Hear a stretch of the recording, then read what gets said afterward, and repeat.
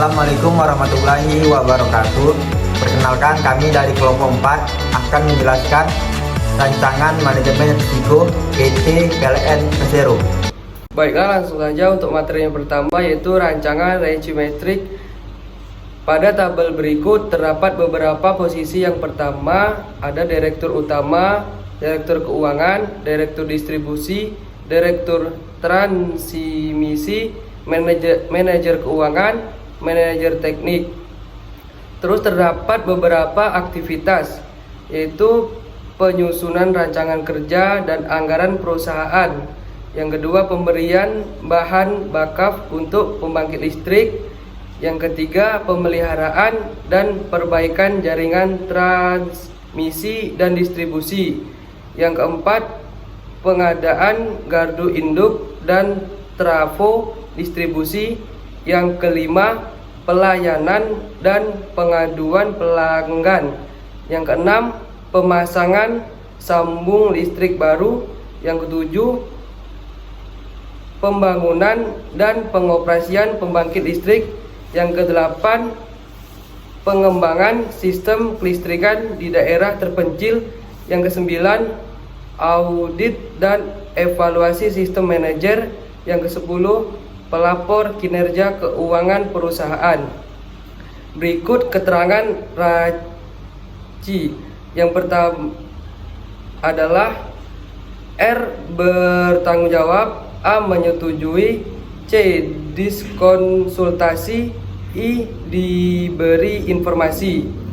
Dalam penelitian ini, langkah-langkah yang dilakukan untuk penilaian atau asesmen resiko dan dibagi menjadi 3 proses, yaitu identifikasi resiko, analisis resiko, dan evaluasi dan pemetaan resiko, serta tahap pemantauan resiko dilakukan untuk menanggapi resiko yang sudah teridentifikasi. Baik, selanjutnya adalah identifikasi risiko yang dilakukan pemilik risiko dari setiap unit bisnis. Terdapat 41 yang sudah terjadi dan berkemungkinan mengganggu proses bisnis perusahaan. Adapun identifikasi risiko yang ditemukan dari tiap divisi perusahaan dapat dilihat dari tabel berikut. Dalam tabel identifikasi risiko terdapat penyebab potensi kegagalan, ID risiko, SOD, RPN, dan klarifikasi risiko.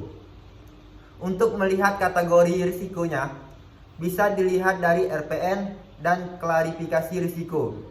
Untuk melihat tinggi rendahnya risiko, seperti di klarifikasi risiko terdapat nilai seperti rendah, sangat tinggi, sedang, dan tinggi. Baik, selanjutnya ada analisis risiko. Berdasarkan identifikasi risiko yang telah disusun, lalu risiko-risiko tersebut dibagi di dalam beberapa tingkatan risiko. Dapat dilihat pada tabel berikut risiko-risiko yang sudah dipindahkan berdasarkan tingkatan kategori risiko selanjutnya, yang mana dipilah dan dipetakan. Sebab tidak semua risiko harus ditanggapi oleh pemilik risiko. Nah, di sini dapat kalian lihat ada tabel tingkatan risiko, ada tingkat risiko, kategori risiko, jumlah, dan persen. Yang mana persen ini kita dapat jumlahnya itu 100% dibagi 41 risiko sama dengan 2,4%. Itu dikalikan dengan jumlah. Yang mana tingkat risiko di sini terdiri dari rendah, sangat rendah, tinggi, sangat tinggi, dan sedang. Dari pemetaan yang dilakukan penelitian, maka terbentuklah pada toleransi risiko. Yang selanjutnya itu ada tingkatan risiko yang rendah. Di sini tingkatan risikonya 5.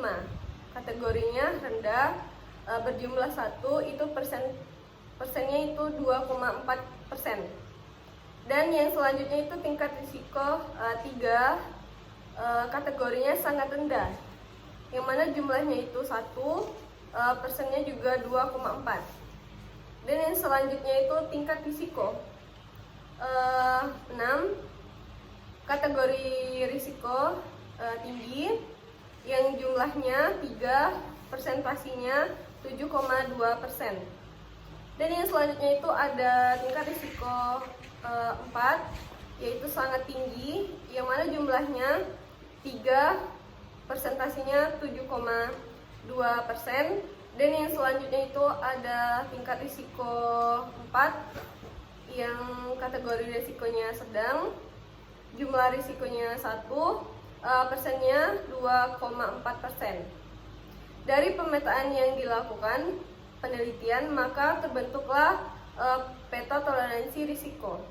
Selanjutnya, saya akan menerangkan tentang matriks analisis risiko. Matriks analisis risiko di sini bisa dilihat di tabel, didapatkan bahwa dengan kategori level kemungkinan rendah dan level dampaknya 1 terdapat di kode H.15, dan kemudian H.14 di kategori level kemungkinan sering terjadi dan level dampaknya sangat rendah. Lalu kemudian D.1 berada di level dampak sangat rendah dan kadang terjadi. Lalu kemudian tidak hanya itu, tidak hanya D.1, tetapi ada juga H.13. Kemudian pada level kemungkinan jarang terjadi, tetapi memiliki level dampak yang tidak signifikan, terjadi pada kode risiko D.2, D.4, P.1, dan P.2 dengan kode sangat rendah. Lalu terjadi pada level kemungkinan hampir tidak terjadi dan tingkat signifikan yang sangat rendah, terjadi pada kode risiko D.3, N.2, N.4, dan S.12. Lalu pada level dampak minor dan kategori sering terjadi, terjadi pada kode risiko H.18, yakni rendah. Lalu kemudian level kemungkinan kadang terjadi dan level dampaknya rendah, terdapat kode risiko S.7, S.11, S.13. Lalu yang bawahnya terdapat kode risiko N.3 dan N.5 pada level dampak minor dan level kemungkinan jarang terjadi. Kemudian pada level kemungkinan hampir tidak terjadi, terdapat pada kode risiko H.16, S.6, dan S.10 dengan kategori rendah. Kemudian terdapat pada level dampak yang moderat, tapi pada level kemungkinan sering terjadi, ada pada kode risiko H.10, N.1, dan D.5 pada kategori level kemungkinan kadang terjadi. Kemudian terdapat pada level kemungkinan jarang terjadi, ada kode risiko H.6 pada level dampak moderat. Kemudian terdapat juga kode risiko H.3, H.4, dan H.5 pada level kemungkinan hampir sangat tidak terjadi, akan tetapi pada level dampak 3 atau di moderat. Kemudian pada level dampak yang signifikan, tetapi pada level kemungkinan kadang terjadi, ada kode risiko perusahaan, yakni pada kode H.7 dan H.8, yakni mempunyai level dampak yang tinggi. Kemudian pada level kemungkinan jarang terjadi dan masih pada level dampak yang tinggi, terdapat pada kode risiko H.9. Kemudian pada level kemungkinan hampir tidak terjadi, tetapi level dampak risikonya signifikan, terdapat pada kode risiko S.8 dan H.12. Kemudian ada pula level dampak yang sangat signifikan dan hampir pasti terjadi, yakni pada kode S.4 dan S.9. Lalu kemudian masih pada level dampak yang sangat signifikan, akan tetapi pada level kemungkinan yang sering terjadi, yakni pada kode S.2, S.3, dan H.1 dengan level dampak sangat tinggi. Kemudian pada level kemungkinan yang kadang terjadi tetapi level dampak yang sangat signifikan terhadap perusahaan terdapat pada kode risiko S.1, H.2. Lalu kemudian pada level kemungkinan jarang terjadi tetapi level dampaknya sangat signifikan dan sangat tinggi terdapat pada H.11. Selanjutnya adalah tabel pada toleransi risiko setelah proses mitigasi risiko di atas. Dapat diketahui bahwa terjadi perubahan yang signifikan untuk mencapai target atau ekspektasi dari perusahaan dan mendapatkan perlakuan khusus agar risiko-risiko di atas tidak mengganggu proses operasional perusahaan dalam mencapai tujuan perusahaan ke depannya. Kemudian risiko yang akan terjadi adalah kelalaian aktivitas di area peralatan seperti makanan dan minuman di ruangan. Untuk aspek perlakuannya adalah reduce risk atau mengurangi risiko. Selanjutnya serangan virus atau worm. Opsi perlakuan adalah reduce risk, kerusakan pada telepon. Opsi perlakuan reduce risk, penyalahgunaan akses pada data. Reduce risk, penyebaran data atau informasi perusahaan.